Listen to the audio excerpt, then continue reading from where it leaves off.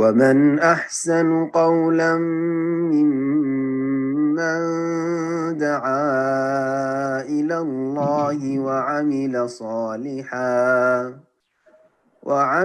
صالحا وقال إنني من المسلمين. আসসালামু আলাইকুম শেখ আমি আদিল বলছিলাম সিলেট থেকে।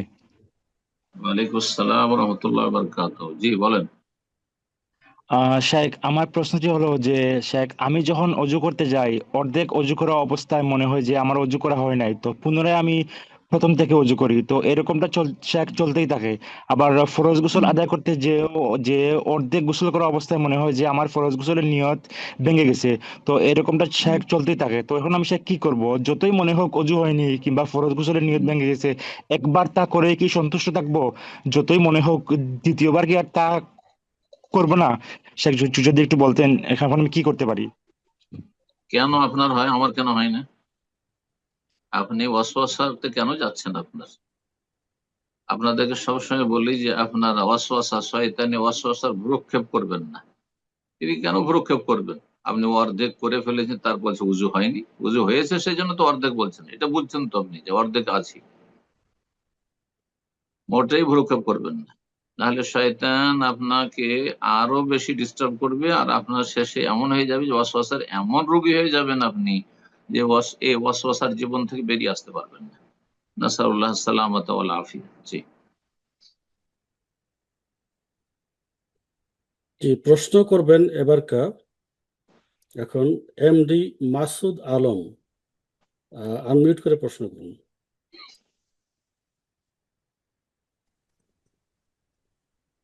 আসসালামু আলাইকুম রহমতুল্লাহ বারকাতুহ।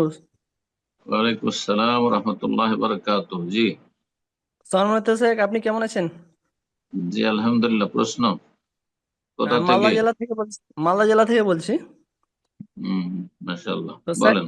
তো কিছু প্রশ্ন আছে, তার আগে একটু কথা বলা, মানে আপনার নাম্বার চেয়েছিলাম বা আকরাম ভাইকে বলেছিলাম, তো পাইনি এখন পর্যন্ত আমি। পেয়ে যাবেন, ওই যে এমনি আব্দুল হক ভাই আজকে আসেন, দিয়ে দেবেন এতে, এই যে আপনার তৌহিদের ডাকে দিয়ে দেবেন, ওখান থেকে নিয়ে নেবেন। তো আকরাম ভাই বলেছে নাম্বার দিয়েছিলেন, 10টি নাম্বার দিয়েছিলেন, কিন্তু আগে যে কি লাগবে আমি জানি না। আমরা সাধারণ মানুষ তো কিছু, মানে যেরকম আমাদের ইন্ডিয়ার নাম্বার আগে লাগে 91, আকরাম ভাই 10টা নাম্বার দিয়েছেন, কিন্তু আগে কি লাগবে ওটা বলেনি। না, ওটি 966, সৌদি আরবের কোড হচ্ছে 966 প্লাস 966, 966। প্রশ্ন। তা বলছিলাম শেখ, কি আমাদের, মানে আমরা দেখতে পাই কি আমাদের ছোট ছোট বাচ্চাগুলো বা কোরআন ধরে তখন মিষ্টি বিতরণ, মানে কিছু খিলাই, মুখ মিঠা করে, তো এটা কি শরীয়তে জায়েজ আছে? বলবেন শেখ, জাযাকাল্লাহ খাইরান।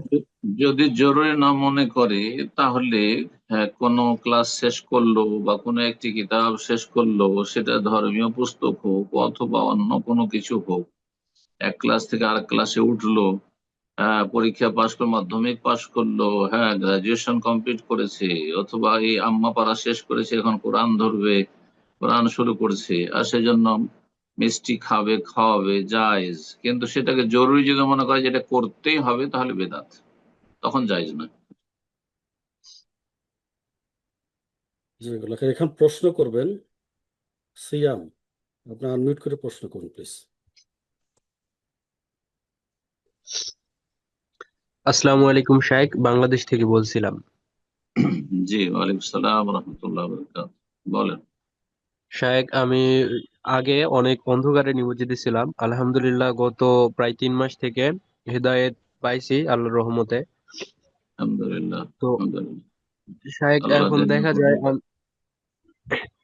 আগে যে পাপে নিমজ্জিত ছিলাম এর জন্য আমার বন্ধু বান্ধব এবং এলাকার যারা, তাদেরকে যদি ভালো কোনো কিছুর কথা বলি তাহলে আমাকে ওটা দিয়ে খোঁটা দেয় যে এই আসিল হঠাৎ ভালো হওয়ার পর এত ভালো কিছু জ্ঞান। আবার একটু দাড়ি বড় করছিলাম, এলাকার লোকেরা অনেক কিছু বলে, তারপরে আবার দাড়িটা কাটছি। এক্ষেত্রে আমার করণীয় কি এ থেকে বাঁচার জন্য?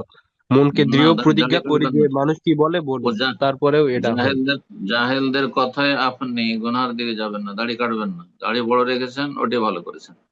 হ্যাঁ, যারা খারাপ লোক তাদেরকে অসন্তুষ্ট করে, যেমন শয়তানকে অসন্তুষ্ট করতে হবে আল্লাহকে রাজি করলে, তেমনি খারাপ লোকদেরকে অসন্তুষ্ট করতে হবে। মওতু বিগাইযিকুম, তোমরা তোমাদের রাগে আক্রোশে মরে যাও, জি, হার্ট অ্যাটাক করো। কথা বোঝা গেছে? আর এই ক্ষেত্রে তাদের অনিষ্ট থেকে, তাদের এইসব কটু কথা থেকে বাঁচার জন্য হিজরতের গুরুত্ব আছে। এই জন্য একটি হাদিসে যে রয়েছে, যে লোকটি 100টি লোককে খুন করেছে, 99, আর তারপরে 100টা পুরা করে দিল, ওই যে জাহেল মোল্লা ফতোয়া দিতে বলে যে তোমার তওবা নেই। তো সেই লোককে যে আলেম বলেছিলেন যে তোমার তওবা তোমার রবের কাছে যে কোনো সময় কবুল হতে পারে, এমন কি আছে যে তওবার রাস্তায় তোমাকে বাধাগ্রস্ত করবে? তাকে বলেছিলেন উনি যে তুমি এই এলাকা হচ্ছে আরো সুখ, খারাপ এলাকা, যেখানে তুমি অনেক পাপ করেছো, ওইসব এলাকা দিয়ে তুমি চলাফেরা করলে পাপের কথা মনে হয়ে যাবে। ওইসব খারাপ লোকদের সাথে তুমি চলাফেরা করেছো, ওদের সাথে দেখা হইলে সেই পাপগুলির কথা তোমারও মনে হয়ে যাবে, তাদেরও মনে হয়ে যাবে, এবং তারা খোঁটা দিবে। সুতরাং এই এলাকা থেকে চলে যাও অমুক এলাকায় যেখানে ভালো মানুষরা বসবাস করে, ফাবুদিল্লাহ মাহু, ওদের সাথে হয়ে আল্লাহর ইবাদত করো। এই জন্য আপনি যদি ওই এলাকা কিছুদিনের জন্য 2-4-5 বছরের জন্য ছেড়ে দিয়ে অন্য এলাকা, অন্য অঞ্চলে গিয়ে আপনি চাকরি বাকরি করেন অথবা রুজি রোজগার করেন, আর তারপরে সেখানে ভালো মানুষদের সংসর্গে থাকলেন, আলেম ওলামাদের কাছাকাছি থাকলেন, দিনই দর্শ নিলেন, দিন শিখলেন, আর তারপরে তখন হয়তো প্রয়োজন হইলে সেই এলাকায় আসলেন, আপনার সেই গ্রাম অঞ্চলে, এটা বেশি ভালো আপনার জন্য। বারাকাল্লাহ। প্রশ্ন করবেন মিনহাজ পারভেজ, আনমিউট করে প্রশ্ন করুন।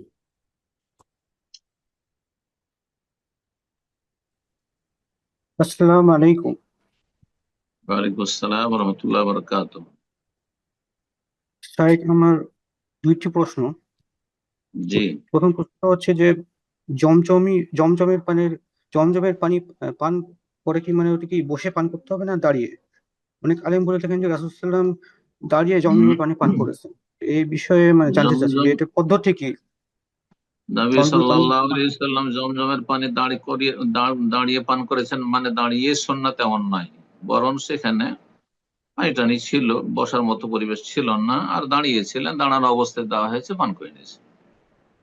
এই জন্য সঠিক কথা হচ্ছে যে জমজমের পানি আর উজুর পানি দাঁড়িয়ে পান করা সুন্নাত, কথাটি ভুল, ঠিক নয়, যেসব আলেমরা বলেছে। বরং যেই অবস্থায় থাকবেন সেই অবস্থায় পান করে নেবেন।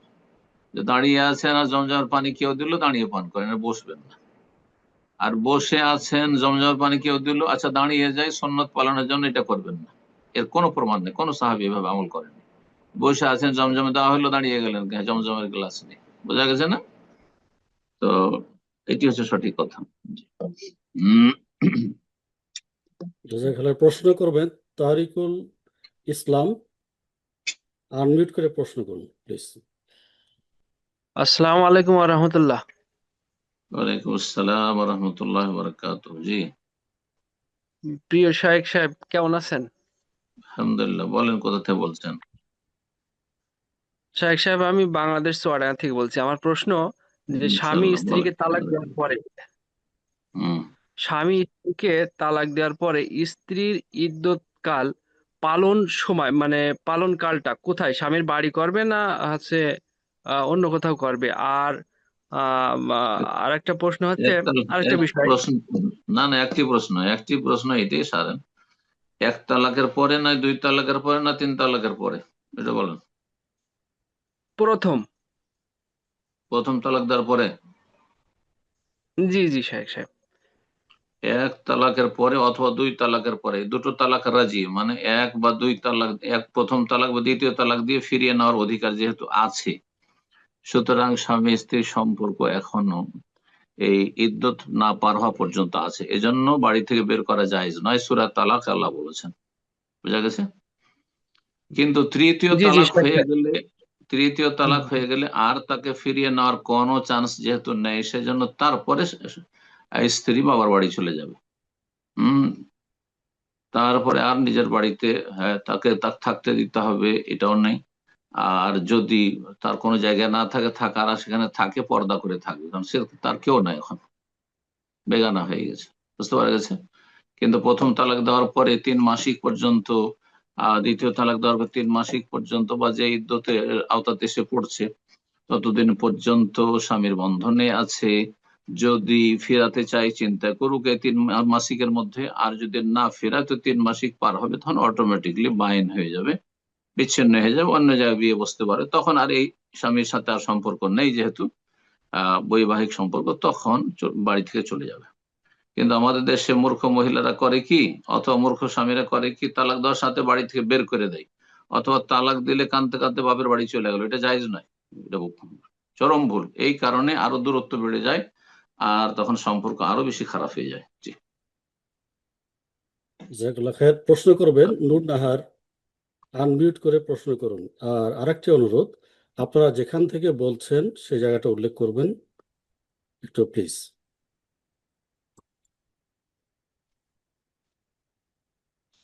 উম, জি, জি নূর নাহার, আসসালামু আনমিউট করে আলাইকুম। জি। আসসালামু আলাইকুম ওয়া রাহমাতুল্লাহি ওয়া বারাকাতুহু। ওয়ালাইকুম আসসালাম ওয়া রাহমাতুল্লাহি ওয়া বারাকাতুহু। বলছিলাম আমি উত্তর 24 পরগনা থেকে বলছিলাম। জি, বলেন।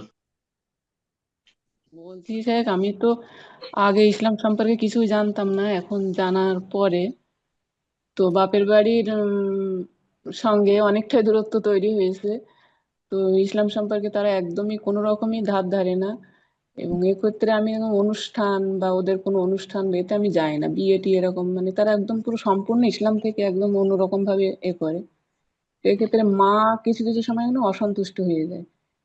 হুম, তো মায়ের কথা আমি শুনি না, মানে ভাইদের আনুগত্য করতে বলে, শুনি না। হুম। তো এর থেকে আমার মায়ের মানে অসন্তুষ্টি, এটা কি আমার কোনো পাপ হচ্ছে কিনা এটা একটু জানার জন্য বলছিলাম। মায়ের সাথে মাঝে মাঝে গিয়ে দেখা করে আসবেন। হাদিয়া উপঢৌকন কিছু দিয়ে আসবেন, যা কিছু দেওয়ার, এবং দেখা সাক্ষাৎ করবেন। হ্যাঁ, ডেলি ডেলি খোঁজ খবর নেবেন টেলিফোনে, জানি না কত দূরে আছেন। যদি গ্রামে আশেপাশে থাকেন তাহলে প্রায় দেখা করার চেষ্টা করবেন মাঝে মধ্যেই, আর দূরে থাকলে মাঝে মধ্যে যাবেন, কিন্তু ডেলি খোঁজ খবর নেবেন। হ্যাঁ, কি অবস্থায় আছেন আছে ইত্যাদি, এগুলো সম্পর্ক ঠিক রাখবেন। সে যদিও মা কাফের হোক, নাস্তিক হোক, মুশরিক মাজার পূজারি হোক, কথা বোঝা গেছে না, মুসলিম হোক, কোনো অসুবিধা নেই, কিন্তু সদাচরণ পর অধিকার রাখে মা বাবা। জি, সাহেব হমা ফিদ দুনিয়া মারুফ, আল্লাহ সূরা লোকমান বলছেন তাদের সাথে দুনিয়ায় ভালো সঙ্গ দাও, ভালো আচরণ করো, খারাপ আচরণ করবেন না। কোনো খারাপ কথা বলে, বেনামাজি হলে খারাপ কথা বলবেন, ভালোভাবে বোঝাবেন, সালাত পড়তে উপদেশ দেবেন, জাহান্নাম থেকে বাঁচতে বলবেন, জাহান্নামের আযাব থেকে আল্লাহ রক্ষা করুন, দোয়া দিতে থাকবেন এবং হেদায়েতের দোয়া করতে থাকবেন। ভালো ভাষা বলবেন, যে কথা আকৃষ্ট করে, ঘৃণা না ছড়ায়। আর গুনার কাজে যদি আনুগত্য করতে বলে যে তোমার ভাইদের কথা শোনো, বিয়েতে ডাকছে সুতরাং আসো, আর বিয়েতে নারী পুরুষ একাকার হবে, বিভিন্ন হারাম কাজ হবে, তখন জায়েজ নয়। বেদাতি অনুষ্ঠান হবে, সেসব বেদাতি অনুষ্ঠানে হাজির হওয়া জায়েজ নয়। কিন্তু পারিবারিক যদি গঠনমূলক কোনো খাওয়া দাওয়া থাকে, ভাইয়েরা ডাকছে আসো, আর সেখানে পর্দা আপনি মেনটেন করতে পারবেন, তাহলে যাবেন। হ্যাঁ, তারা ইসলাম না মানলে কি তাদের বাড়ি দাওয়াত খাওয়া যাবে? নবী সাল্লাল্লাহু ইহুদির বাড়ি দাওয়াত খেয়েছেন, কিন্তু ইহুদির ধর্ম তো আর ধর্মের ক্ষেত্রে কনসিডার করেননি। জি, কথা বোঝা গেছে? তো তারা ইসলাম যদি নাও পালন করে ভাইরা, আর তারা এমনি দাওয়াত দেয়, আর সেখানে মহিলা পুরুষ একাকার না হয়, কোনো গান বাজনা হচ্ছে না, কোনো হারাম কিছু ইসলাম বিরোধী হচ্ছে না, তাহলে যাবেন দাওয়াত গুলোতে। জি, বারাকাল্লাহ ফিক। জাযাকাল্লাহ খায়ের। প্রশ্ন করবেন এখন মোখলেসুর রহমান, আনমিউট করে প্রশ্ন করুন।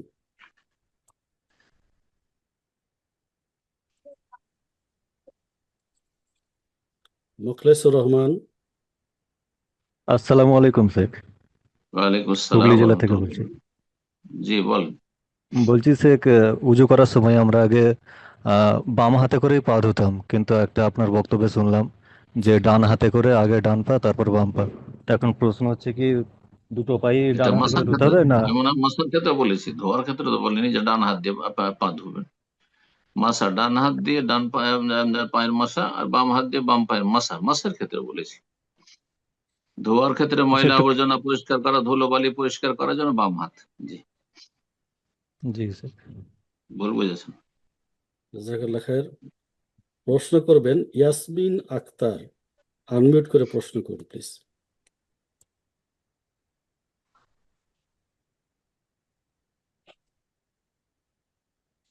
আসসালামু আলাইকুম ওয়া রাহমাতুল্লাহি ওয়া বারাকাতুহু।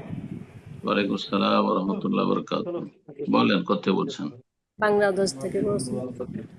জি, প্রশ্ন বলুন। শেখ, আমি 26 সালে হজে নিবন্ধন করছি, আমার জন্য দোয়া করবেন। আল্লাহ কবুল করুক, আল্লাহ সহজ করুক, আল্লাহ তৌফিক দান করুক। বারাকাল্লাহ ফিক। আমি যে কাফেরায় নিবন্ধন করছি, ওই কাফেরার ইমাম সাহেবটা বিদাতে। তো আমি গত বছর আপনি 25 সালে যে হজের দাস দিয়েছেন, এগুলো 12 করে শুনছি। আর ইউটিউবে যে আপনার হজের উপর আলোচনা আছে, সবগুলো 12 করে শুনছি।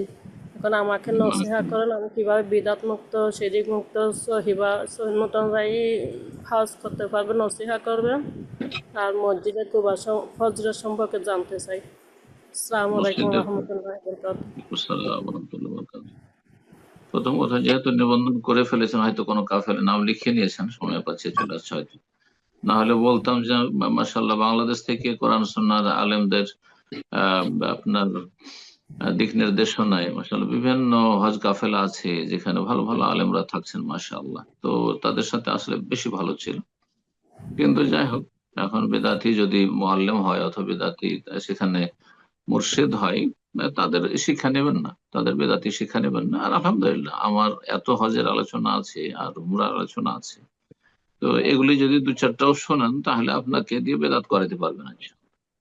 তো আপনি সুন্নত মোতাবেক সুন্নত মোতাবেক আমলের চেষ্টা করবেন। হজ যেখানে যেখানে বেদাত ওরা করছে, সেখানে তাদের সাথ দেবেন না। আপনি আপনার মত করে ভালো সহি সহি সুন্নাহ মোতাবেক আপনি আমল করবেন। জি,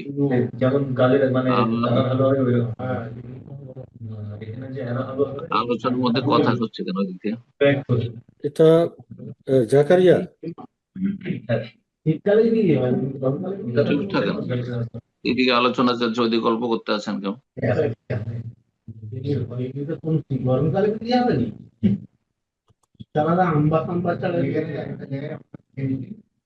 আল্লাহ হেদায়েত করে। জাকারিয়া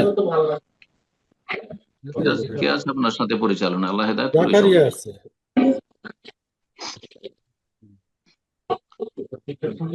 তো কোবা মসজিদের ফজিলত, হোটেল থেকে উজু করে বেরোবেন। নবী সাল্লাল্লাহু আলাইহি ওয়াসাল্লাম মান তাতাহারা ফি বাইতিহি, কেউ যদি নিজ বাড়ি থেকে, আর সেখানে হোটেলে আপনার বাসা, এই যে নয়েজ আসতেছে, দেখো তো। নিজের বাসা থেকে কেউ উজু করে পবিত্রতা অর্জন করে যায়, হ্যাঁ, সুম্মা আতা মসজিদা কোবা, মসজিদে কোবা আসে, আর তারপর ফাসাল্লা ফিহে সালাতান, আর সেখানে সালাত পড়ে, 2 রাকাত সালাত পড়বেন আপনি তাহিয়াতুল মসজিদ এর নিয়তে। ফরজ সালাতগুলি মসজিদে নববীতে পড়বেন, কারণ সেখানে হাজার গুণের ফজিলত পাবেন আপনি। আর ফরজ সালাত যে 5 ওয়াক্ত সালাত রয়েছে, তার বাইরে এর সময়গুলি যে রয়েছে, সেই সময়গুলোতে মসজিদে কোবা যাবেন। আর গিয়ে সেখানে কমপক্ষে 2 রাকাত সালাত আদায় করলে কানা কাজের উমরার সওয়াব পাবেন ইনশাআল্লাহ। বারাকাল্লাহ ফিক। জাযাকাল্লাহ খায়ের। প্রশ্ন করবেন রাজিয়া খাতুন। আপনি আনমিউট করে প্রশ্ন করুন।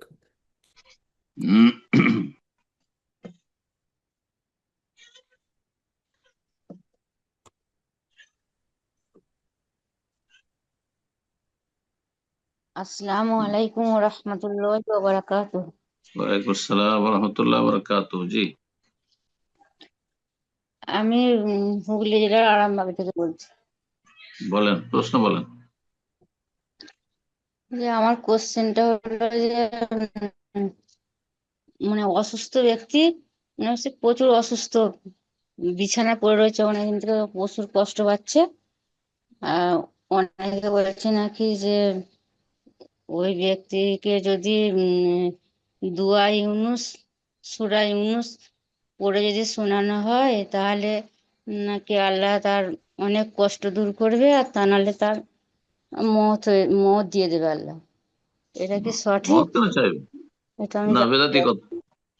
খতমে ইউনুস, আপনাকে কোন বেদাতি বলেছে খতমে ইউনুসের কথা? যতগুলি খতম আছে সবগুলি বেদাত।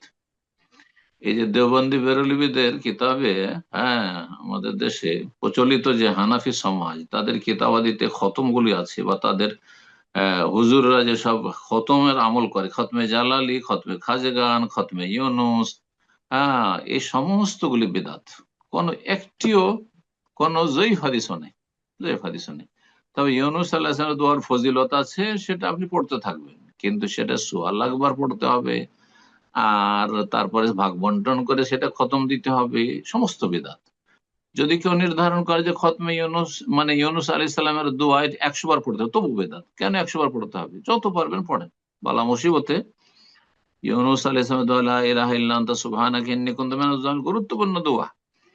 হ্যাঁ, যাতে তাওহীদ রয়েছে, কালিমা তাইয়্যিবা রয়েছে, তসবিহ রয়েছে, সুবহানাকা রয়েছে, আর নিজের ভুলের অঙ্গীকার রয়েছে, ইন্নী কুনতু মিনাজ জালিমিন, গুরুত্বপূর্ণ কথা। কিন্তু আর এর ফজিলত অপরিসীম, কিন্তু এর মানেই নয় যে কোনো বিশেষ ফর্মালিটি আপনি নিজের পক্ষ থেকে বানিয়ে নেবেন, নিজের মুরব্বীরা বানিয়ে দিবে আর সে তার উপর আমল করবেন না। আপনি রাসূলুল্লাহ সাল্লাল্লাহু আলাইহি ওয়াসাল্লামের তরিকায় না, সুতরাং আপনি গুমরাহিতে নিমজ্জিত। এইরকম কথা শুনবেন না তাদের। কোরআন সুন্নাহ মোতাবেক আমল করার চেষ্টা করবেন। এই জন্য কোরআন সুন্নাহর আলেমদের বক্তব্য শুনবেন অথবা তাদের লিখা বইগুলি পড়বেন। তাহলে কেউ আপনাকে ধর্মের নামে ধোঁকা দিতে পারবে না। আল্লাহ তাদের অনিষ্ট থেকে রক্ষা করুক। বারাকাল্লাহ ফিক। জাযাকাল্লাহ খায়ের। কোশ্চেন করবেন এমডি ফাইজুর রহমান। আনমিউট করে কোশ্চেন করুন এবং জায়গা উল্লেখ করুন কোথা থেকে বলছেন। আসসালামু আলাইকুম শেখ, আমি বাংলাদেশ থেকে আসসালাম। বলছি। জি বলেন। শেখ, আমরা মানে ফসল চাষ করার জন্য যে দোকান থেকে মানে সার বীজ ক্রয় করি, এখন ফসল উৎপাদন করার পরে কি সেই সার বীজের মানে টাকা বাদ দিয়েই ওসব মানে হিসাব করব, নাকি ওটা সহ? কারণ না, একটা হাদিসে বাদ দেখলাম যে বাদ দেবেন না। তারিখের এক পত্রিকায় না, বাদ দেবেন। কি তাহরিকে কি লিখেছে? মানে ইমাম আহমদ ইবনে হাম্বল নাকি এরকম বলছে যে কেউ যদি ফসলে চাষ করার জন্য ঋণ করে, সে ঋণ আগে পরিশোধ করার পরে বাকি অংশ মানে অংশ বের করে। না, ভুল কথা, ভুল কথা। তাহলে সেচ করা ফসলে 20 মনে 1 মন, আর বিনা সেচে যেটা হয় এমনি স্বাভাবিক আকাশের পানিতে অথবা জমিনের রস হয়, তাতে 10 মনে 1 মন। এই পার্থক্যটা কেন? এটা তো এই জন্য যে ওতে একটু খরচ করেছেন সেই জন্য। তো সার দিচ্ছেন, বীজ দিচ্ছেন বা সেচ করেছেন, সেই জন্য তো 20 মনে 1 মন। 20 মন হইলে তখন 1 মন লাগবে। বোঝা গেছে? আর তার উপরে আবার বিষের খরচ আমি এখান থেকে নিয়ে নিলাম, আর সারের খরচ নিয়ে নিলাম, পানি খরচ, সেচ খরচ নিয়ে নিলাম। তো অযুক্তি কথা এটা, এই ফতোয়া মোটেই ঠিক নয়। জি। আর ইমাম আহমদ রাহমাহুল্লাহর উক্তিটা সহি কিনা এটাও দেখার বিষয়। আর ইমাম আহমদের যদি সহি হয় তো তার মতটি সহি কিনা এটাও দেখার বিষয়, কারণ তিনি নবী রাসূল না, ভুলের ঊর্ধ্বে না। আবু হানিফা রাহমাহুল্লাহ যেন ভুল হইতে পারে, তো শাফি মালিক আহমদেরও ভুল হইতে পারে, সবারও ভুল হয়েছে ইজতিহাদে। সুতরাং এটি আমার কথা নেই। তারপরে সেখানে ঋণের বিষয় রয়েছে, একজন ঋণগ্রস্ত, এটাও ভিন্ন। কিয়াস মাল ফারেক, তার উপর কিয়াস করবে যে আপনার ইয়ার খরচ, সারের খরচ আর বিষের খরচ না।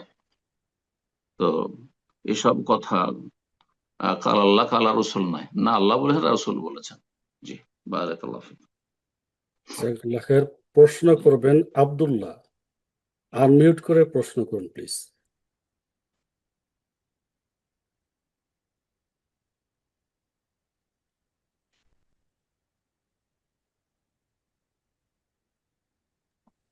আসসালামু আলাইকুম শায়েখ।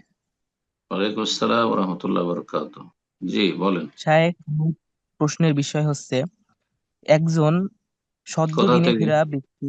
কোথা থেকে? আমি আব্দুল্লাহ, যশোর থেকে বলছি, বাংলাদেশ। প্রশ্ন। একজন একজন ব্যক্তি 17-18 বছর বয়সে হেদায়েত পেল, কিন্তু তার অতীতের জীবনে গুনাহ রয়েছে, যেমন বান্দার হক নষ্টের গুনাহ। যদিও সেগুলো টাকা পয়সা সংক্রান্ত নয়, কিন্তু সে আগে জানতো না যে বান্দার হক কি বা এর গুরুত্ব কি, বা কি করলে বা বান্দার হক নষ্ট হয়। কিন্তু হেদায়েত পাওয়ার পর যখন সে এইগুলা জানতে পারলো, তখন সে গুনাহ থেকে তওবা করে সব ছেড়ে দিল। এই ক্ষেত্রে অজ্ঞতার বশত করা গুনাহ কি আল্লাহর কাছে তওবা যথেষ্ট হবে না? সব যথেষ্ট হবে, কিন্তু যদি ক্ষমা নেওয়া সম্ভব হয় ক্ষমা নেবে তাদের কাছে। তাদের যদি হক নষ্ট করে থাকে, মানে তাদেরকে মারধর করে থাকে, হ্যাঁ, তাদের চুরি করে থাকে, তাহলে সেগুলি টাকা আদায় করার হলে বলতে আদায় করে স্যার দিবে, না হলে ক্ষমা চেয়ে নেবেই। জি, যদি ক্ষমা চাইলে তার ক্ষতির দিক না থাকে, কিন্তু ক্ষমা চাওয়াতে যদি তার ক্ষতির দিক থাকে তাহলে তাদের জন্য দোয়া করবে এবং আল্লাহর কাছে খালেস অন্তর থেকে তওবা করবে। জি, জাজাকাল্লাহ খায়ের। প্রশ্ন করবেন আসলাম দেওয়ান, আনমিউট করে প্রশ্ন করুন প্লিজ।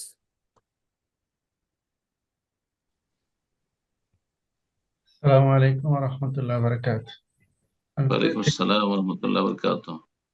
জি, সম্মানিত শেখ, আপনি কেমন আছেন? আশা করি আল্লাহর রহমতে জি ভালো আছেন। আলহামদুলিল্লাহ। কোথা থেকে বলছেন? জি, আমি কুয়েত থেকে বলছি। আচ্ছা, মাশাআল্লাহ, বলেন। জি শেখ, আপনার অনেক আলোচনা শুনছি, শোনার পরে আলহামদুলিল্লাহ হেদায়েতের রাস্তায় আছি। আমার আলহামদুলিল্লাহ, একটা আল্লাহ ছেলে কবুল। আর দুইটা মেয়ে। আপনার জি, কথা শুনে ওই আহলে হাদিস মাদ্রাসায় দিছি আর কি, মোহাম্মদী আরবিয়া যাত্রাবাড়ি।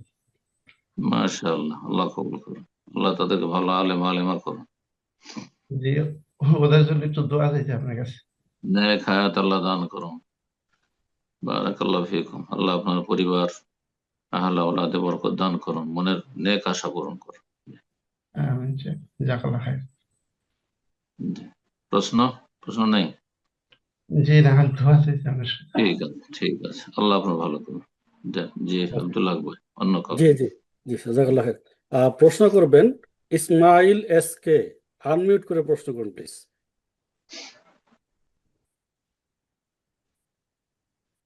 আসসালামু আলাইকুম সম্মানিত শেখ, ওয়ালাইকুম আসসালাম ওয়া রাহমাতুল্লাহি ওয়া বারাকাতুহু। জি, বলেন। কেমন আছেন শেখ? জি আলহামদুলিল্লাহ। কোত্থেকে? আমি ওয়েস্ট বেঙ্গল মুর্শিদাবাদ থেকে বলছি। প্রশ্ন। যে আমি বলছি কি আমি একটা ব্যবসা করি যেটাতে কিছুটা প্রোডাক্ট আছে যেগুলোতে কার্টুনের ছবি আর মানুষের ছবি থাকছে, আপনার বিভিন্ন রকমের বস্তুর ফটো থাকে। তো এই বস্তু বেচা কেনা করা কি জায়েজ হবে, হারাম না হারাম হবে? একটু বিস্তারিত বলে উপকৃত করবেন। কার্টুনের ছবি, এগুলো ছবি, প্রথম কথা ইখতিলাফ। এগুলো ছবি যে দেহ বিশিষ্ট ছবির ক্ষেত্রে সকল ওলামা একমত যেগুলি হারাম। যেগুলো হচ্ছে স্ট্যাচু, পাথরের তৈরি, কাঠের তৈরি, মূর্তির মতো, হ্যাঁ, বডি বিশিষ্ট, এগুলো হারাম সবার কাছে বলে ইত্তেফাক। কিন্তু এইসব ছবিগুলি যেগুলি আছে সেগুলি হারাম, না জায়েজ। আর দল বলছে প্রয়োজনে জায়েজ, প্রয়োজন না থাকলে জায়েজ নয়। তো আর তারপরে এছাড়া তো উপায় নেই। চলবে কি করে? একটা সাবান, সাবান ছাড়া চলতে পারবেন আপনি? একটা সাবানের প্যাকেটে তো ছবি, একটা মহিলার ছবি, তাহলে সাবান ব্যবহার করা বাদ দিয়ে দিবেন নাকি? হ্যাঁ, হ্যাঁ, তো আপনার ব্যবসা বাদ দিয়ে দিবেন সেই জন্য যে কার্টুনে একটা ছবি আছে, মানুষের ছবি বা মহিলার ছবি বা একটা কুকুরের ছবি আছে, সেই জন্য আমি ব্যবসা বাদ দিয়ে দেবো নাকি? তাহলে দুনিয়াতে তো আকাশে চলে যেত, নয় জমিনের নিচে চলে যেত। না, ইসলাম এত কঠিন নয়। জি, বারাকাল্লাহ ফিক। জাজাকাল্লাহ খায়ের। প্রশ্ন করবেন আনসারি, আনমিউট করে প্রশ্ন করুন প্লিজ।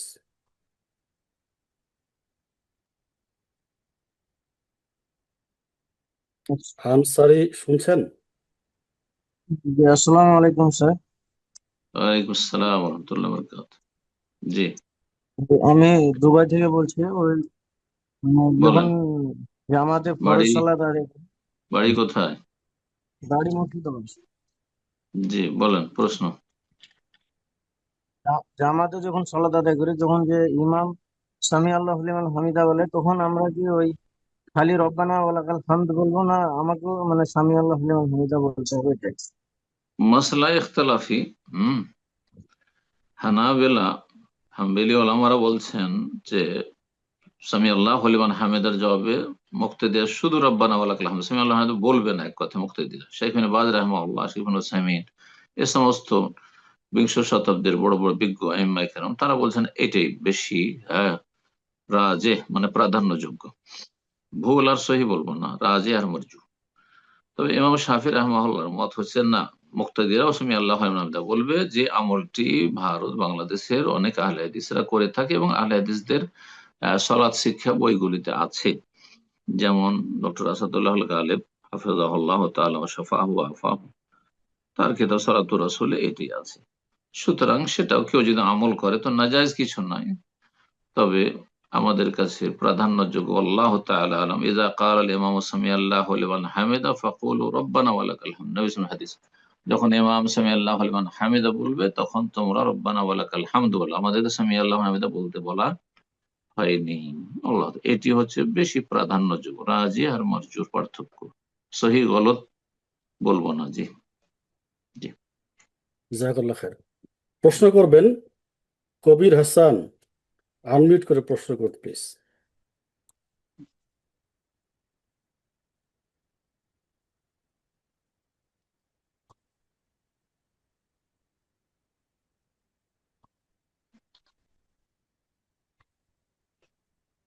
জি, মনে হয়তো পাচ্ছেন না।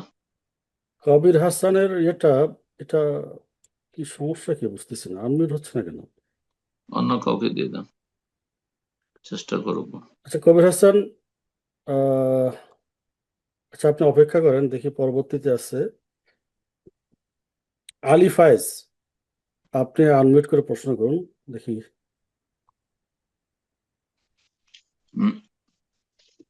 জি, আলী ফায়েজ। আসসালামু আলাইকুম শেখ। ওয়ালাইকুম আসসালাম ওয়া রাহমাতুল্লাহি ওয়া বারাকাতুহু। জি, আমি প্যারিস থেকে বলছি শেখ।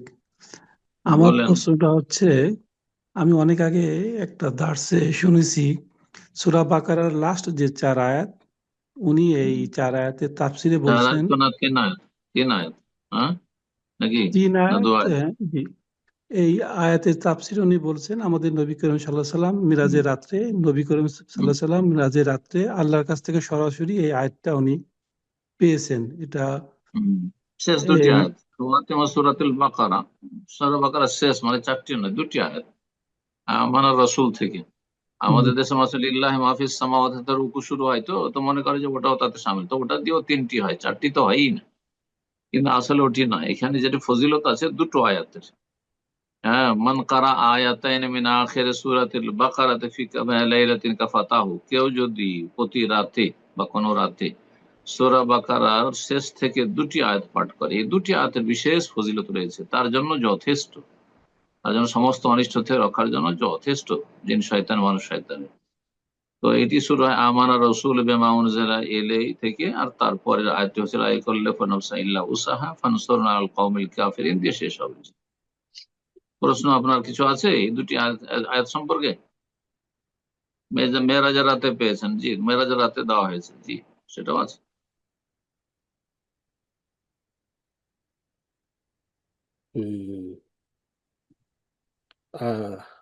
আশা করি হয়ে গেছে ওনার প্রশ্ন। জি জি।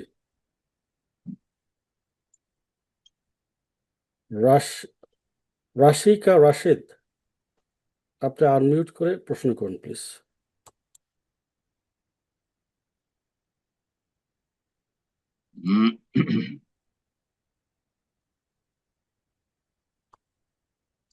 জি, আসসালামু আলাইকুম ওয়া রাহমাতুল্লাহ। ওয়ালাইকুম আসসালাম ওয়া রাহমাতুল্লাহি ওয়া আমি বারাকাতুহু। কলকাতা থেকে বলছি। আচ্ছা, বলছি যে আমার এলাকায় মানে বেশিরভাগ গর্ভবতী মহিলারা তাবিজ বা কালো সুতো এরকম মাদুলি পরে থাকে। আর জিজ্ঞেস করলে বলে যে পেঁচা নাকি তাদের নজর দেয়, পেঁচা তাদের বাচ্চার ক্ষতি করতে পারে বা তাদের ক্ষতি করতে পারে। তারপরে পরবর্তীতে ওই বাচ্চাদেরও পরিয়ে রাখে। আর বয়স্ক লোকেরা অনেক সময়, বেশিরভাগ দেখি একটা সুতো পড়ে আছে, সাদা সুতো, আর একটা কাঠ জড়িয়ে, ওটা বলে যে দাঁত ব্যথা এটা পড়লে নাকি দাঁত ব্যথা ভালো হয়ে যায়। তো এইরকম ধারণা রাখা যে তাবিজ কোনো উপকার করতে পারে কি, কোনো এটা নজর থেকে বাঁচাতে পারে, এরকম ধারণা রাখা কি জায়েজ? সেটা একটু বললে খুব ভালো হয়, কেননা আমি বলি কিন্তু আপনার কাছ থেকে শুনতে চাই। এই ধারণা রাখা শিরক। নবী সাল্লাল্লাহু আলাইহি ওয়াসাল্লাম আত-তায়ারাত শিরকুন, কোনো কিছুকে অলৌকিক কুলক্ষণ মনে করা শিরক। কথা বোঝা গেছে? পেঁচা, ও নবী সাল্লাল্লাহু আলাইহি ওয়াসাল্লাম বলেছেন ওয়ালা হামাতা, পেঁচার শুভ অশুভ বলে কোনো কিছু নেই। হ্যাঁ, যে পেঁচা ডাক শুনলে হ্যাঁ অশুভ হয়, কোনো বিপদ আপদ নেমে আসতে পারে, অথবা পেঁচা গর্ভবতী মহিলার ক্ষতি করতে পারে, এই ধরনের ধারণা হচ্ছে শিরকি ধারণা। এইরকমই অমুক সুতা বেঁধে থাকলে এটা হবে, এগুলি হচ্ছে শিরক। টাকা বাঁধা শরীরে, অথবা বালা বালা ব্যবহার করা আত্মরক্ষার জন্য, অথবা কোনো রোগের আরোগ্যের জন্য, এগুলোকে শিরক বলা হয়েছে। সমস্ত শিরক। জি, যদি মনে করে এটি রক্ষা করবে তাহলে বড় শিরক, ইসলাম থেকে বহিষ্কার হয়ে যাবে। আর যদি মনে করে যে না আল্লাহ রক্ষা করবেন কিন্তু এগুলি মাধ্যম, তো যেগুলি মাধ্যম নয় সেগুলিকে মাধ্যম মনে করে, এটি শিরকে আসগার, ছোট শিরক। আর ছোট শিরক হচ্ছে বড় কাবিরা গুনাহ। ছোট শিরক ও কাবিরা গুনাহ। আশা করি বুঝতে পেরেছেন। সুতরাং এসব আমাদের দেশের মহিলারা অথবা এক শ্রেণীর পুরুষরা বিভিন্ন টোটকায় যে বিশ্বাসী, এই যতগুলি টোটকা আছে সবগুলি শিরক। এই যে হাত থেকে থালা বাটি যদি পড়ে যায়, বাসন পড়ে যায়, তাহলে মেহমান আসবে, এটা শিরক। শিরক, কথা বোঝা গেছে? টিকটিকি, এই যে টিকটিক করে উঠেছে, আমরা আলোচনা করেছিলাম, আমার কথাটাই ঠিক, এই যে দেখো টিকটিক করলো, তাহলে শিরক। কত অধম এই মুসলিম, এই মানুষ যে টিকটিকি বুঝতে পারছে যে কোনটা ঠিক আর কোনটা বেঠিক, কিন্তু এই মূর্খ বুঝে না। হ্যাঁ, এইরকম মুশরিক, এরকম অধম হয়ে থাকে। এগুলো সব শিরক। এই জন্য যে কোনো টোটকা ফটকা, এই যে আমাদের সমাজে বিশ্বাস আছে, এগুলো সমস্ত শিরক। জি, আল্লাহ হিদায়াত দান করুন। জাজাকাল্লাহ খায়ের। ওস্তাদ জি, আজকে তো শুরু করতে অনেক দেরি হয়ে গেল। কটা পর্যন্ত থাকতে পারবেন আপনি, এটা যদি একটু জানাতেন। অসুবিধা নাই, কি প্রশ্ন আরো আছে? যদি লাইনে জি থাকে জি, আছে অসুবিধা আছে, নেই। অনেকে আছে ওস্তাদ জি, অনেক আছে আরো। আচ্ছা, 10 মিনিট চালানো সমস্যা না আমার, কোনো আচ্ছা অসুবিধা ঠিক নেই। আছে, ওকে ওকে, জাজাকাল্লাহ খায়ের। প্রশ্ন করবেন নজরুল ইসলাম, আপনি আনমিউট করে প্রশ্ন করুন প্লিজ, আর কোথা থেকে বলছেন উল্লেখ করেন।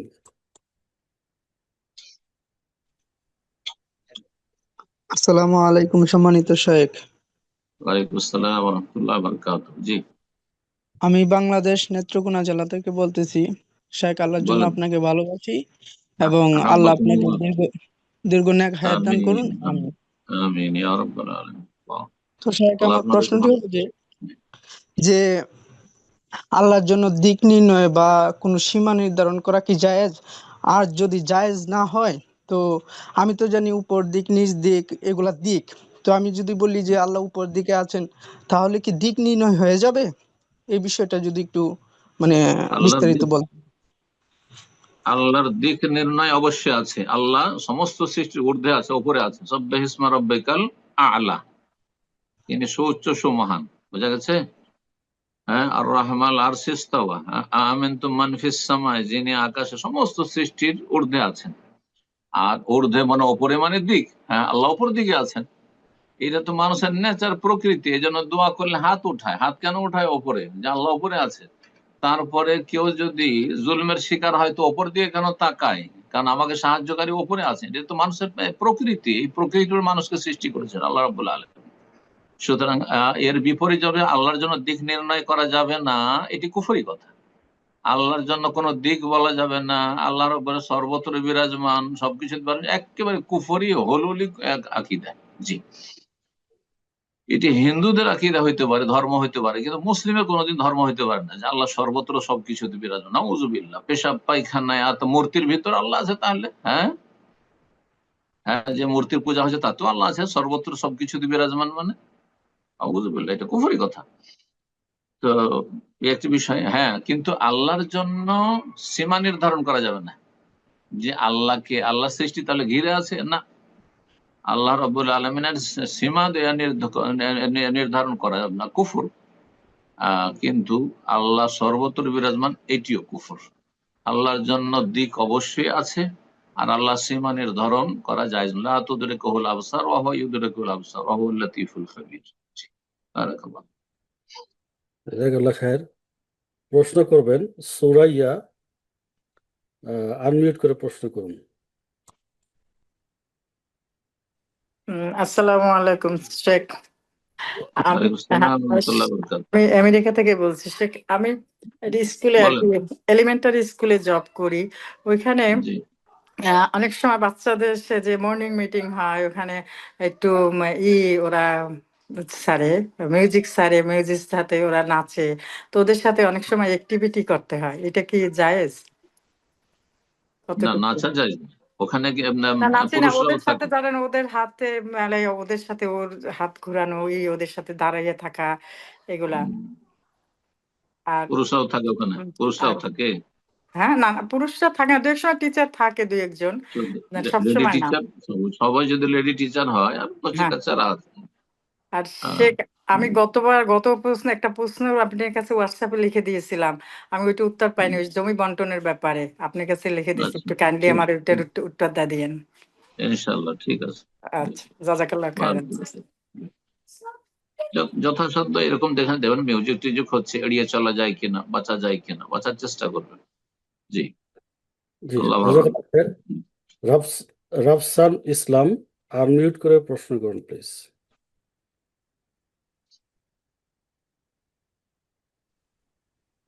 আসসালামু আলাইকুম। ওয়ালাইকুম আসসালাম রহমতুল্লাহ বারাকাতুহু। শেখ, আমি বাংলাদেশ থেকে বলছি। শেখ, আমি মানে অনেকদিন ধরে নামাজ পড়ে আপনার আপনার সাথে কথা বলার জন্য আল্লাহর কাছে বলি, কিন্তু আজকে আল্লাহ সুযোগ করে দিয়েছে। আমি আলহামদুলিল্লাহ, আল্লাহ কবুল করো। আল্লাহ ভালো রাখুন। কোন ডিস্ট্রিক্টে বাড়ি? জি কোন ডিস্ট্রিক্টে বাড়ি? জি নেত্রকোনা। মাশাআল্লাহ। প্রশ্ন?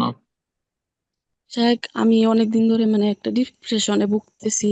আমার হাজবেন্ড আমাকে মানে একদিন বলছিল, মানে ঝগড়া করেই, যে তোকে ছেড়ে দিয়েছি। তারপর আবার মানে 4-5 দিন পরে আবার সে আমাকে ফিরিয়ে নিয়েছে। তখন আমি চলে গেছি, কিন্তু মাঝে মাঝে আবার রাগ উঠলে বলে তোর সাথে আমার কোনো সম্পর্ক নেই। ওরা আবার মানে বলে যে এরকম, মানে বলে আর কি কথা, যে তোর সাথে কোনো সম্পর্ক নেই, তুই চলে যা, এরকম কথা বলে। কিন্তু তারে তখন মানে সে জানে না যে মন থেকে যদি তালাকের নিয়তে প্রশ্ন করা হয় তাহলে তালাক হয়ে যায়। কিন্তু আমি যখন তাকে বললাম, তখন সে বলল না, আমি মন থেকে বলি নাই। কিন্তু শায়েখ, আমার একটা প্রশ্ন হলো, সে যদি মন থেকে বলে থাকে তাহলে তো আমি চলে আসবো, এটা সে জানে। কিন্তু সে যদি মন থেকে বলেও, তখন আমার কাছে যদি অস্বীকার যায়, তখন যদি ওর সাথে আমি সংসার করি, তাহলে কি আমার গুনাহ হবে? না, আপনার গুনাহ হবে না, কিন্তু ছেড়ে দিয়েছি যে বলেছে প্রথমবার, ওটি তালাক হয়ে গেছে। ছেড়ে দিয়েছি মানে তালাক, তালাকের শাব্দিক অর্থ হচ্ছে ছেড়ে দেওয়া, বুঝা গেছে? জি, আর এটা কয়বার বলতে শায়েখ? হ্যাঁ, ওটা একবারই না বলেছে, প্রথমবার ছেড়ে দিয়েছি জি কথাটি। জি জি জি আর তারপরে যে ভাষাগুলি বললেন যে তোর সাথে আমার কোনো সম্পর্ক নেই, হ্যাঁ জি তুই চলে যা, এতে তালাক হবে না যদি নিয়ত না করে। তোর সাথে সম্পর্ক নেই মানে অন্তর অন্তর সম্পর্ক নেই, অথবা ভালোবাসার কিন্তু সম্পর্ক নেই, যদি বিভিন্ন অর্থ তার হইতে মনে পারে। যদি, হ্যাঁ হ্যাঁ ঠিক ও আছে, যদি কিন্তু তার মনে যদি থেকে থাকে। বুঝছি, হ্যাঁ আমি বলতে দেন, ও যদি অস্বীকার করে যে আমি তালাকের নিয়ত করিনি, তাহলে তালাক হবে না এই ভাষাগুলিতে। আল্লাহ তাআলা জাজাকাল্লাহ খায়ের। প্রশ্ন আল্লাহ করবেন, হেদায়েত করুন। হ্যাঁ প্রশ্ন করবেন S K Farid Uddin, unmute করে প্রশ্ন করুন। তার থেকে বলছেন উল্লেখ করুন প্লিজ।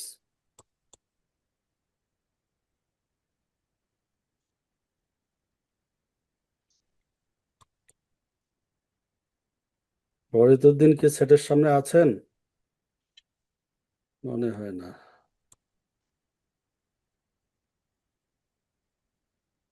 আচ্ছা, প্রশ্ন করুন নুসরাত আনসারি, আপনি আনমিউট করে প্রশ্ন করুন।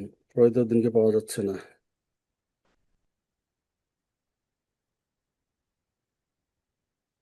হুম, আসসালামু জি, আলাইকুম রহমতুল্লাহ বারাকাতু। ওয়ালাইকুম আসসালাম সম্মানিত রহমতুল্লাহ শেখ, আপনি বারাকাতুহু। জি কেমন আছেন? বলেন। আমি ঢাকা আলহামদুলিল্লাহ, থেকে বলেন। বলছি। বারাকাল্লাহ আমার ফিকুম, একটা বলেন। আমার একটা প্রশ্ন ছিল, আমরা যখন সালাত আদায় করি তখন আমরা আল্লাহু আকবার যে বলি রুকু দেওয়ার সময়, এটাকে আমরা রুকু করে মানে একদম রুকুতে যে আল্লাহু আকবার বলবো, না আমি বলতে বলতে যাব? আবার ঠিক তেমনি সামি আল্লাহু লিমান হামিদা যখন বলি তখন কি উঠতে উঠতে বলবো না দাঁড়িয়ে বলবো? এবং না সেজদার সময় না, ওই যে আপনি যখন যখন এই তকবির গুলো তকবির তো ইন্তেকাল, মানে স্থানান্তরিত হওয়ার তকবির। তার মানে যখন এক স্থান থেকে আরেক স্থানে যাচ্ছেন, ওই যে রুকুতে জি যাচ্ছেন, দাঁড়ানো ছিলেন জি তখন বলবেন। রুকুতে যখন মানে উঠছেন তখন সামি আল্লাহ হামিদা। আবার যখন সিজদা যাচ্ছেন ওই সময় বলবেন, সিজদা গিয়ে বলবেন না। যাওয়ার সময় বলবো না, যে হ্যাঁ সাজদা জি জি দিয়ে বলবো না। জি জি জি, পরে নয়, জি, ওর সাথে একসাথে বলবেন। আপনি কাজ করছেন, জাজাকাল্লাহু কাজের খায়রান। সাথে সাথে আপনার তকবির হবে। জি জাজাকাল্লাহ খায়ের। প্রশ্ন করবেন ফারদিন ইসলাম, আনমিউট করে প্রশ্ন করুন প্লিজ।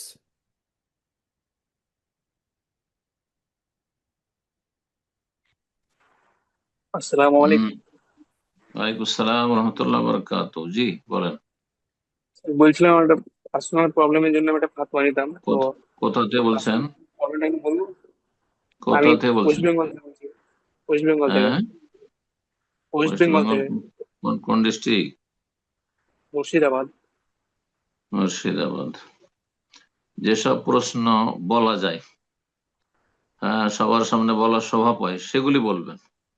আর এমন কোন পার্সোনাল প্রশ্ন বলবেন না যেটা অশোভনীয় সমাজে বলা। জি, না না, সেরকম না।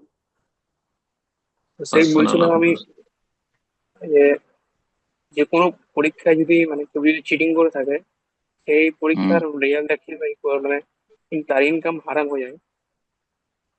হ্যাঁ, তো আমি ধরুন এখন ডাক্তারি পড়ার জন্য, যে কোন ডাক্তারির জন্য কোন একটা সাবজেক্টে শুধু চিটিং করেছে, না তার সার্টিফিকেটটাই হাসিল করেছে চিটিং করে? পুরো পরীক্ষায় ধরেন। পুরো পরীক্ষায় মানে ধরবো না, আপনার যেটা প্রয়োজন সেটা জিজ্ঞাসা করেন। আপনি কি মুফতি যে আমার কাছ থেকে নিয়ে আপনি যেখানে সেখানে বলে বেড়াবেন? পুরো আপনি, পরীক্ষায় আমি এই জন্য ধরবো, সাপোজ প্রশ্নের উত্তর দিন। আমি আপনার যে ভুক্তভোগী, আপনার যেটা দরকার সেটা প্রশ্ন করবেন। যদি একটি সাবজেক্টে শুধু আপনি চিটিং করে থাকেন, বাকি সাবজেক্ট আপনার সব ঠিক আছে, হ্যাঁ, তাহলে রুজিতে আংশিক সমস্যা আছে, কিন্তু রুজি হালাল এর উপর চাকরি হলে। সার্টিফিকেটটা পুরো যদি জাল হয়, তাহলে সেই সার্টিফিকেট দিয়ে চাকরি নিলে তাহলে রুজি হারাম। কথা বোঝা গেছে? কিন্তু যদি এমনটা হয় যে সার্টিফিকেট আমার একটা সাবজেক্টে আছে, হ্যাঁ, একটা সাবজেক্টে সেটা জাল সার্টিফিকেট, কিন্তু আমি সেই সার্টিফিকেটের ভিত্তিতে আমি চাকরি করছি না, অন্য আমার যোগ্যতা বা এক্সপিরিয়েন্সের ভিত্তিতে আমি চাকরি করছি আর সেই সুযোগ সুবিধা ভোগ করছি, তাহলে রুজি হালাল। বোঝা গেছে? এই হচ্ছে আপনার প্রশ্নের উত্তর। এখন আপনি কি ধরনের চাকরি করছেন, আপনার এই সাবজেক্টে, আপনার এই সার্টিফিকেট কি নির্ভরশীল পুরো আপনার এই চিটিং এর ওপর? পুরোটাই যদি চিটিং হয় তাহলে রুজি পুরোই হারাম। আর যদি আংশিক সামান্য একটা দুটো সাবজেক্টে দু একটা প্রশ্নে চিটিং হয়েছে, তাহলে জালিয়াতি হয়েছে, তাহলে রুজিতে আংশিক সমস্যা আছে। বেশি বেশি দান সাদকা করবেন, আল্লাহর কাছে গুনাহ খাতার মাফ চাইবেন। জি, জাজাকাল্লাহ খায়ের। প্রশ্ন করবেন আব্দুল আহাদ। আপনি আনমিউট করে প্রশ্ন করুন।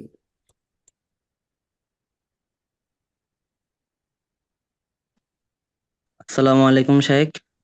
ওয়ালাইকুম আসসালাম ওয়া রাহমাতুল্লাহি ওয়া বারাকাতুহু। জি, শাইখ আমি কোথা ঢাকা থেকে থেকে বলছিলাম। প্রশ্ন বলেন? জি শাইখ, মানে আমাকে বর্তমান যে আমার বাপ মা আছে, মানে আমাকে পালক আনছে। এখন আমার যে অতীতের যে বাপ মা ছিল, আমি কিছুদিন আগে হয়তো তাদের সাথে দেখা পাইছি বা কথাবার্তা বলি। এখন আমি একটা হাদিসে পড়ছিলাম, মানে বা দেখছিলাম, আপনার কথাই শুনছিলাম যে নিজের পিতামাতা বা বাদ দিয়ে অন্য পিতামাতাকে, মানে পিতামাতাকে এরকম একটা শাইখ কি একটা হাদিস জানাছে, মানে ভুলে গেছি আমি, যে স্বীকার এখন করলে আপনার তার জান্নাত। পরিস্থিতি কি? বাপ মা, আসল বাপ মার সাথে পরিচয় হয়েছে, তাই হ্যাঁ না? হ্যাঁ, আমি যাই শাইখ, মাঝে মাঝে যাই, তাদের সাথে দেখা করি। ওদের আসল বাপ মায়ের মর্যাদা তারা পাবে, হক তারা পাবে, এবং তাদের সাথে নিজেকে সম্পৃক্ত করতে হবে। কাগজপত্র, ডকুমেন্ট, এই পালক, যিনি যিনি পালক নিয়েছেন তার সাথে সম্পৃক্ত করা জায়েজ নয়। কথা বোঝা গেছে? আর বাকি কথা হলো যে শাইখ শ্রদ্ধা এখন তো সম্মানের জন্য এরা যদি ছোট, যে শোষণের কথা নেই, ছোট থেকে লালন পালন করেছে, সুতরাং যদি তাদেরকে বাবা বলে ডাকেন, মা বলে ডাকেন, জায়েজ আছে। হ্যাঁ, পরকেও মা বলে ডাকা যায়, পরকেও বাবা বলে ডাকে যায়, পরকে বাবু বলে ডাকা যায়, কোনো অসুবিধা নেই। কিন্তু সমাজ যাতে জানে বা আপনি নিজে বা প্রকাশ করেন যে এরা মূলত আমার বাবা নয়, পালক নিয়েছেন, আমার বাবা হচ্ছেন অমুক, ওই বাবার সাথে সম্পর্ক অবশ্যই রাখতে হবে, মায়ের সাথে সম্পর্ক রাখতে হবে। বারাকাল্লাহ ফিক। জাজাকাল্লাহ খায়ের। প্রশ্ন করবেন সুমাইয়া খাতুন। আনমিউট করে প্রশ্ন করুন, উল্লেখ করুন কোথা থেকে বলছেন। আসসালামু আলাইকুম শাইখ। শাইখ আমি ওয়ালাইকুম বাংলাদেশ থেকে আসসালাম ওয়া বলছি। রাহমাতুল্লাহি ওয়া বারাকাতুহু। জি, শাইখ সিরাজগঞ্জ বাংলাদেশ থেকে বলতেছি। প্রশ্ন। শাইখ আমাদের এলাকায় হচ্ছে দুইটা মসজিদ, মানে রাস্তার ওই পারে একটা আর এই পারে একটা। তো ওই পারেরটাতে নামাজ পড়ে আর এটাতে হচ্ছে মাইক্রোফোন দিয়ে মেয়েরা নামাজ পড়ে, বাট ইমামতি ছেলে করে। মাঝখানে রাস্তা আছে এবং অনেকটুকু ফাঁকা জায়গা আছে, মানে ডিস্টেন্স আছে ভালোই। তো এভাবে নামাজ পড়া কি আমাদের মেয়েদের জন্য সহি হচ্ছে কিনা এটা জানার ছিল। না, এটা জায়েজ না। বিচ্ছিন্ন কাতার ইক্তেদা করা যায় না। হ্যাঁ, একই সাইডে হয়তো আর যদি মাঝখানে দেয়াল থাকতো একই বিল্ডিং এ, হ্যাঁ, বা কাছাকাছি লেগে থাকতো, বিল্ডিং এর সাথে বিল্ডিং লেগে থাকতো, তাহলে ঠিক ছিল। কিন্তু মাঝখানে রাস্তা, হ্যাঁ, মানুষ চলাফেরা করছে, আর দুই দিকে এইভাবে, আর মহিলাদের এইভাবে পুরুষদের সাথে নামাজ পড়ার কোনো ফজিলত তো নেই, কোনো ফজিলত নেই, কোনো ফজিলত নেই। শুধু জায়েজ আছে, মসজিদে মহিলাদের যাওয়া জায়েজ, উত্তম নয়। অবয়ুতহন্না খায়রুল্লাহ, নবী সাল্লাল্লাহু আলাইহি ওয়াসাল্লাম বলেছেন, তাদের বাড়িতে নামাজ পড়া, তাদের হোটেলে নামাজ পড়া মসজিদে চাইতে উত্তম। জি, বারাকাল্লাহ ফিক। আচ্ছা, এই এইরকম রিলেটেড আরেকটা এইরকম মুসাল্লায় পুরুষের পিছনে সালাত পড়তে যাবেন না, আপনি নিজেকে হিসেব করুন, যাবেন না। বিচ্ছিন্ন কাতারে নামাজ ইক্তেদা হয় না। প্রশ্ন জি। ছিল শায়েখ, হচ্ছে মানে আমাদের এলাকার মেয়েরা হচ্ছে ঈদের সময় মেয়ে ইমামতিতে আলাদা নামাজ পড়ে, কোন একটা বাড়িতে মেয়ে ইমামতি করে ঈদের নামাজ পড়ে, এটাও কি জায়েজ হবে? ও না না, ঈদের নামাজ মেয়েদের ইমামতিতে এটা জায়েজ নয়, এটা বিদআত। হ্যাঁ, ঈদগাহে যাবে, ঈদগাহে এক সাইডে পর্দার ব্যবস্থা করুক, আর পুরুষরা আলাদা থাকবে, মহিলা আলাদা থাকবে, ঈদগাহে নিয়ে যাবে, এটি হচ্ছে সুন্নাহ। জি। জাজাকাল্লাহ খায়ের। প্রশ্ন করবেন ওসমান গনি, আনমিউট করে প্রশ্ন করুন প্লিজ। আসসালামু আলাইকুম ওয়া রাহমাতুল্লাহি ওয়া বারাকাতুহু। ওয়ালাইকুম আমি আসসালাম ওয়া রাহমাতুল্লাহি ওয়া বারাকাতুহু। চেন্নাই জি, থেকে বলছিলাম। সৌদি প্রশ্ন। আরবে মানে আমি শুনেছি বড় বড় মানে সালাফ আলেমদের কাছে যে এক সফরে একের অধিক উমরা করা জায়েজ নয়, তবে যারা সৌদি প্রবাসে থাকে তারা অনেক উমরা করে থাকে। এরকমই এক ব্যক্তি উমরার জন্য মানে মসজিদের নববী জিয়ারতে গেছিল এবং সেখান থেকে উমরার নিয়াত করে ফিরছিল এবং ইহরাম পরেছিল, কিন্তু ইতিমধ্যে ইহতিলাম হয়ে যাওয়ার কারণে সেখানে ফিরে এসে ইহরাম খুলে ফেলে, কিছুই করে না। পরবর্তীতে সে উমরা পালন করেছে, তার জন্য দম দিতে হবে কিনা সেটা যদি জানাতেন একটু। দম দিতে হবে। যে ব্যক্তি উমরা নিয়ত করে নিল আর তারপরে যে কোনো কারণে হোক স্বপ্নদোষ হলে তাতে ইহরাম নষ্ট হয় না, গোসল করে নেবে। হ্যাঁ, গোসল করে নেবে, অজ্ঞতাবশত সে তারপরে জানতো না, কাপড়, হ্যাঁ, সে হ্যাঁ, দম দিবে, অজ্ঞতাবশত সে জানতো না। দম দিতে হবে, দম দিবে, যেহেতু সে নিয়তকে নষ্ট করেছে, নিয়ত ভঙ্গ করেছে। জি। সে এখন বাড়ি ফিরে চলে এসেছে ইন্ডিয়া, এখন অন্য তার কারো জন্য মাধ্যমে যখনই কেউ যাবে, দেশ থেকে কেউ হজে আসছে, উমরা আসছে, ওকে টাকা পয়সা দিয়ে পাঠিয়ে দিবে আর বলবো যে মক্কাতে দম দিবে, আর এই দমের গোস্ত মক্কার গরিব মিসকিন খাবে, নিজেরা খেতে পারবে না। জি। সচ্ছল লোকেরা খাবে না, মক্কার বাইরেও দেওয়া যাবে না। জি। বারাকাল্লাহ ফিক। জাজাকাল্লাহ খায়ের। প্রশ্ন করবেন আরিফ মীর, আনমিউট করে প্রশ্ন করুন প্লিজ।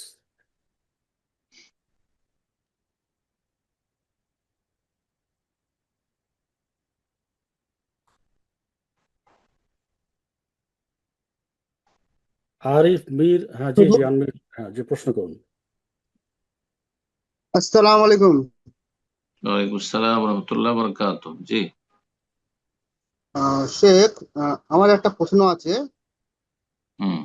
প্রশ্ন হচ্ছে, বর্তমান আমাদের এই ঠান্ডাকালেতে 11টা 15 ওয়াক্ত হচ্ছে, 11টা 15 জোর ওয়াক্ত, আর জোর। জামাত হয়, হ্যাঁ হ্যাঁ, 11টা মানে একটাই জামাত হচ্ছে। আর গরমকালে হচ্ছে 11টা 50 অথবা 55 ওয়াক্ত হচ্ছে, একটাই জামাত হয়, মানে আজীবন একটাই জামাত হয়ে এসছে। আমরা যে এলাকায় বসবাস করি বেদাতি এলাকা, হানাফি বেদাতি, হ্যাঁ। এবারে ঠিক একটাই যখন ওয়াক্ত হচ্ছে মানে জামাত করা হচ্ছে, 1 ঘন্টা পরেই আবার জোহর চালু হয়ে যাচ্ছে, সরি আসর চালু হয়ে যাচ্ছে, আসর ওয়াক্ত। তো এখন এইরকম শুধু মাগরিবের নামাজটা মোটামুটি নিয়মের মতন যেরকম নির্দিষ্ট হয় আপনার হতে আছে। প্রশ্ন বলেন, আপনার প্রশ্নটা বলেন, মাগরিব বলার দরকারটা কি? ওই ওই 2 ঘন্টা পর জামাতের অপেক্ষা করতে গিয়ে কেউ যদি মারা যায়, হয়তো জামাতের অপেক্ষায় করতে গিয়ে, এখন ওয়াক্ত হচ্ছে 11টা 15, কিন্তু জামাত হচ্ছে একটাই। এখন আমাদের করণীয় কি? কন্টিনিউ নামাজ অপেক্ষা করতে গিয়ে জামাতের, কিন্তু আমরা বাংলাদেশের অনেক আলেম ওলামার আলোচনা শুনেছি, হ্যাঁ, কিন্তু তারা দলিল ভিত্তিক কথা কইছে, যেরকম ওয়াক্তের সাথে নামাজ পড়া এত গুরুত্ব দিচ্ছে, আর অনেক দলিল পেশ করেছে, এবং অনেক আলেম ওলামা আপনার প্রশ্ন বলেন, আমি ফতোয়াকে দিতে বলছি, আর বাংলাদেশের অমুক দেশের কোন আলেম কি বলেছে ওইটা আমি তো শুনতে চাই না। আচ্ছা আচ্ছা। আমারটা আপনাকে শুনে দিচ্ছি, আপনার প্রশ্ন করেন শুধু। আমরা কি ওয়াক্তে নামাজ পড়তে পারবো নাকি না জামাতে গিয়ে শরীক হতে হবে? যেহেতু আবু জারের হাদিসে বর্ণনা করেছে যে তোমরা, আল্লাহ রাসূল বলেছে, আপনার আবার দলিল বলছেন, কি দরকার? আর সাধারণ মানুষের দলিল দরকার? আপনি কি এখানে বক্তব্য করতে এসেছেন না প্রশ্ন করতে এসেছেন? হ্যাঁ ওই হচ্ছে আমরা বলছি আপনারা প্রশ্ন করে দেন, ব্যাস। আপনার আমরা প্রশ্ন কি কি করব, থাকবে? ওই আপনারা একটাই জামাত করবেন পড়বো? আপনারা করবেন যে যদি এই মসজিদের অবস্থার পরিবর্তন ঘটানো সম্ভব হয়, দায়িত্বশীলদেরকে বলে ফিতনা ফাসাদ ঝগড়া করে নয়, যে নামাজের টাইমটা চেঞ্জ করা হোক, সুন্নত মোতাবেক আউয়াল ওয়াক্তে নামাজ পড়া হোক। আউয়াল ওয়াক্তে নামাজ পড়া ওয়াজিব নয়। প্রথম কথা জানতে হবে আউয়াল ওয়াক্তে নামাজ পড়া, যে ধরেন 12টার সময় বা 11:50 জোহর হচ্ছে, বা 11:15 জোহরের টাইম হয়ে যাচ্ছে, জাওয়াল হচ্ছে, তখনই পড়া ওয়াজিব নয়, এটা উত্তম। আর উত্তম না করে কেউ যদি 12টায় পড়ে, 12:30টায় পড়ে, তো জায়েজ আছে, কিন্তু অনুত্তম। একটা হয়ে যাচ্ছে, আরো বেশি বিলম্ব হয়ে যাচ্ছে, অনুত্তম, কিন্তু নাজায়েজ কিছু কাজ নয়। এরকম সুন্নতের খেলাফ না করা উচিত, কন্টিনিউ। কথা বোঝা গেছে? তো এই ক্ষেত্রে জোহরের বিশেষ করে সমস্যাটা হানাফি মসজিদে আসরটা একেবারে মাগরিবের কাছাকাছি নিয়ে যায়, মাগরিবের আধা ঘন্টা আগে পড়ে, এইটা একেবারে অপছন্দনীয় অর্থে চলে যাচ্ছে। আর ফজরটাকে একদম সূর্য ওঠার কাছাকাছি সময় নিয়ে চলে যাচ্ছে, এই দুটো হতে বড় আপত্তি। আর জোহরেও সুন্নতের খেলাফ, কিন্তু তুলনামূলক তার চাইতে ভালো, এক কথায়। তো যাই হোক, সারা বছর একটার সময় তারা সালাত পড়েছে, এই ক্ষেত্রে আপনি খুব বেশি যেটা করতে পারেন সেটা হচ্ছে আপনার বাড়িতে আউয়াল ওয়াক্তে আপনি নামাজ পড়ে নেন, আর তারপরে আপনি রাস্তাঘাটে ওদের সামনে চলাফেরা করছেন, তখন তাদের মসজিদে ঢুকে যান আর জামাতে জোহর পড়ে নেন। দ্বিতীয়টি আপনার জন্য নফল হয়ে যাবে, দ্বিতীয়টি নফল হয়ে যাবে। তো জামাতেরও ফজিলত পেয়ে গেলেন, আর আপনি বাড়িতে আউয়াল ওয়াক্তেরও ফজিলত পেয়ে গেলেন। আর যদি কেউ বিলম্বে এরকম পড়ে, তো জায়েজ আছে, না জায়েজ কিছু করলো না, তো অনুত্তম কাজ করলো। সারা বছর করছে এটা অপছন্দনীয় অনুত্তম কাজ করে, সুন্নতের খেলাফ করছে, কিন্তু মাঝে মধ্যে কারো বিশেষ কারণে যদি হয় লেট, তো অসুবিধা নেই। জি, মসজিদে মুসল্লিদের জামাতে সালাত পড়ার চেষ্টা করবেন যতক্ষণ পর্যন্ত ওয়াক্তের ভিতরে আছে। বারাকাল্লাহু ফিকুম। অবস্থার পরিবর্তন ঘটাতে পারেন, তাহলে অবস্থার পরিবর্তন ঘটাবেন দায়িত্বশীলদের সাথে আলাপ আলোচনার মাধ্যমে, বা ইমাম সাহেবের সাথে আলোচনার মাধ্যমে, যে সুন্নত মোতাবেক আউয়াল ওয়াক্তে নামাজটা কায়েম করা হোক। আল্লাহ তাআলা আলাম। জি, জাজাকাল্লাহ আব্দুল্লাহ শেষ খের। করা যাবে। সম্মানিত ওস্তাদজি, তা আর দু একটা শেষ প্রশ্ন করা যাবে। নেব। দু একটা, ঠিক আছে, নেন। হ্যাঁ, সময় যথেষ্ট হয়ে গেছে, নেন দু সময় শেষ একটা হয়ে প্রশ্ন গেছে, রাইট? হ্যাঁ, আর একটা প্রশ্ন নেই নাকি? নেন, অসুবিধা নেই, বলেন। জি, এটা আজকের আমাদের অনুষ্ঠানের শেষ প্রশ্ন। মোহাম্মদ শানীন, আপনি প্রশ্ন করুন, আনমিউট করে কোথা থেকে বলছেন জানান।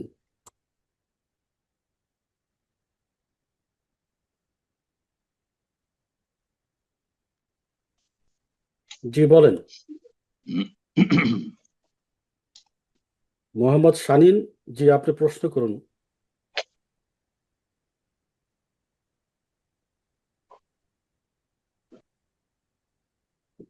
না, আপনি আনমিউট হয়েছেন, কিন্তু আপনার কথা আসছে না।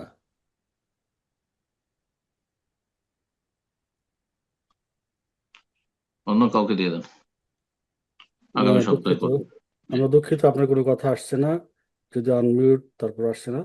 আচ্ছা, আব্দুল সত্তার, আপনি প্রশ্ন করুন আনমিউট করে।